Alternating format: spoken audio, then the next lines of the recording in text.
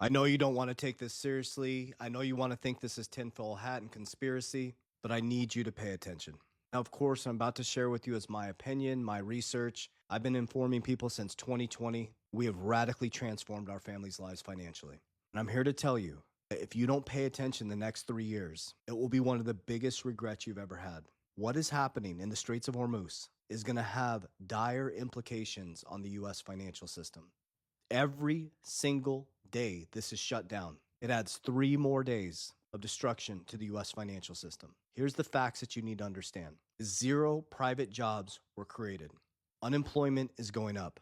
Inflation is skyrocketing. Interest rates are not coming down. So if this continues on, you have to get prepared for food supply shortage, for oil prices going through the roof. The middle class is already getting squeezed dramatically due to high prices, gas prices, food prices. Inflation is crushing Americans right now.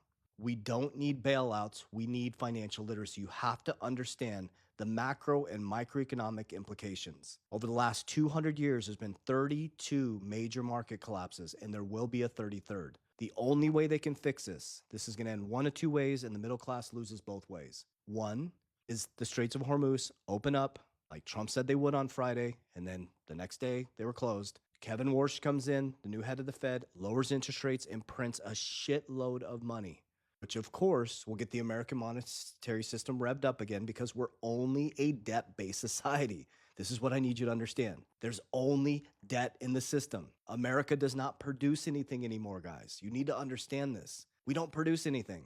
We are all a financial system, financialization system. You are a monetary debt slave. They print and they rely on us borrowing against our future labor, keeping us trapped and compliant.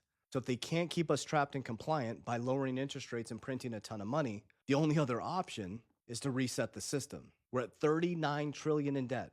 Most of our debt is held outside the United States, and the two biggest debt holders of our debt, treasuries, is Japan and China. I believe it's around 30%. We produce nothing.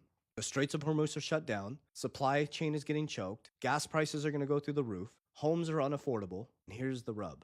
Do you realize that the 1% is becoming extremely wealthy during this time? We're moving into what's called a K-shaped economy. So, like I said, the middle class loses both ways. If they lower interest rates and print a ton of money, that devalues your dollar even more. The US dollar's collapsed 96 to 97% since 1913. If the straits stay closed, inflation goes up, we get screwed either way. We can't pay our debt. And if we can't pay our debt, there's no American monetary system. There's only interest in the system. If you all paid off your debt,